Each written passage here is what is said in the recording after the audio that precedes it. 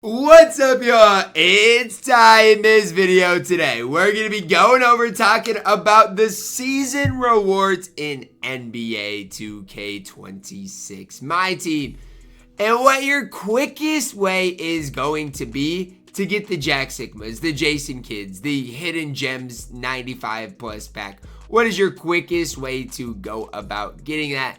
That is what we're going to go through and talk about in this video. And as we do dive into it, if you're new to the channel, please smash that subscribe button. More MyTEAM content here than nearly anywhere else. Now, I do know that this breakout gauntlet has been hyped up in a big time way. And, I'm not one to want to hate on this, but I will say this. To complete the breakout gauntlet, guys, it is going to take you a while to do. And the thing about it is you're going to need a ton of cards, right? 129 players that I have isn't enough to get this done. And so, yes, this would be your easiest method to getting it done. But know and realize you're going to need a ton of cards to make that happen, right? And even if it's you guys collecting Series 1 cards, that could be a way to do it. And it's another reason why, if I'm you guys, I don't hate the idea. And this is just me talking, so you guys don't have to necessarily agree with me on this. But I don't hate the idea of buying some of these Series 1. I would do NBA players because at the end of the day, the Series 1 NBA players are going to hold their value because people are going to need them to lock in for Dikembe Mutombo. They're going to need these cards to, continue grinding for the breakout gauntlet. And it's something that has been somewhat on my mind recently, even for myself, is guess what? To get the breakout gauntlet done, you're going to need a lot of cards. And those cards are going to have some value. So sure, this is definitely the quickest way if you have enough cards to get a pink diamond, right? It's not going to take you a whole ton of time to do. But at the end of the day, you need a ton of cards to make it happen. And I don't know exactly how many games there is. Honestly, there's a ton of gold games you have to play. But then after the gold tier, it gets really relatively easy, gold games specifically, you got to play 1, 2, 3, 4, 5, 6, 7, 8, 9, 10, 11, 12, 13, 14, 15, 16, 17, 18, 19, 20, 21, 22, 23, 24, 25, 26, 26 gold games. But then from there onward, it doesn't, seem like nearly as many per tier. Obviously, I think it will get harder as you do go up the ranks, but that is something that I think is definitely worth your time if you have it. Now, if you do not have access to this, right, if you're not going to be able to get this done, it's hard for me to recommend offline, right, because the breakout gauntlet, as you're grinding that out, you're getting triple threat wins. So even for myself, as I've been grinding breakout gauntlet, I've got some triple threat wins as I've gone up the ranks. And then after that, you're going to need to get clutch time done. But realistically, if you're an offline grinder, it takes 250 triple threat and 250 clutch time offline games. That is a ridiculous amount of games. That is 500 offline games for one of these season 1 cards. That, in my opinion, is your worst value, okay? So if you aren't going to get breakout gauntlet done, I hate to tell offline grinders, but there's not really a whole lot of other viable access points to getting these pink diamonds. Same thing with triple threat park, guys. I know that's a common game mode that people love to play, but guess what? At the end of the day, in triple threat park, it is not easy. In triple threat park, I'll show you guys exactly what I'm talking about here. You need a ton of wins, right? Triple threat park, if you want to go for the ultimate reward here, it's gonna take a crazy amount of games, and I'll show you guys exactly what I'm talking about. And as again, you do go up the ranks in triple threat park, you do get rewarded, but it's you need a ton of wins in online settings. And I'll get to what I'm talking about in a second here. But you need 350 park wins for a mode completion reward. 350 is crazy. That's a lot of games. Whereas in salary cap, this is your best game mode to play if you don't have all the cards in the world. Because at the end of the day, salary cap multiplayer is something I would recommend because you get double the points. But realistically, within, 50 wins, in less than that, if you lose some games, you're going to have the mode completion reward. Mind you, mind you, again, there's two separate things. So salary cap, there's going to be two separate go-arounds, right? This one lasts 20 days. The next one lasts 20 days. So get your 6,000 points in this one.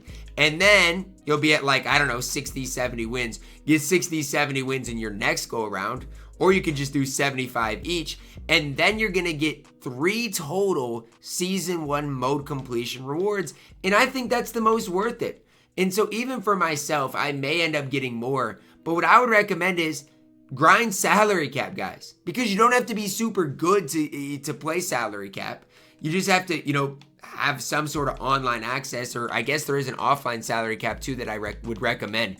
That's what I recommend. And I forgot salary cap, I guess, is offline too. So if you are an offline grinder, I would really recommend you guys playing salary cap too. I know it sounds crazy, but play salary cap and do the one with the most round points, okay? So if you're going to hop into salary cap offline, do this plus round points.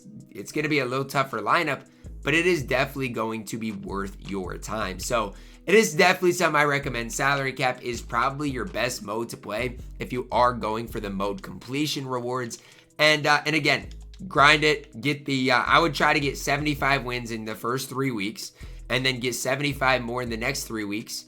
And then guess what? You can just play salary cap, and you can get 3 different mode completion rewards. That's crazy. You can get all 3 of these cards by strictly playing salary cap. Now again, outside of that, outside of salary cap, the breakout gauntlet is probably your next best thing to grind. Showdown, I mean, the weekly rewards are pretty solid. So if you want to grind it for the weekly rewards specifically, that's fine. As far as the season prizes specifically, 75 wins is a lot of wins. I'm not going to lie. Like, that is a lot of wins for one mode completion reward, when realistically you need 75. Basically, I mean, what is it? You need 75 salary cap wins in general for one, which is crazy. Or you need 150, 75 basically per week. And salary cap goes so much quicker, and it's going to be so much easier for you guys. So definitely I would avoid probably playing Showdown. I would avoid trying to do the offline part of this as far as the triple threat and clutch time. I just think there are way better ways to go about it. Now, I will say this, okay? If you ultimately want to get everything there is to get, so if you want to get Jason Kidd, Glen Rice, Jack Sikma, the Hidden Gems pack, as well as the Legend badges and 50,000 MT, which you guys can go do all of that. I wouldn't try to get this 10 bucks. I mean, I don't think that it's that valuable.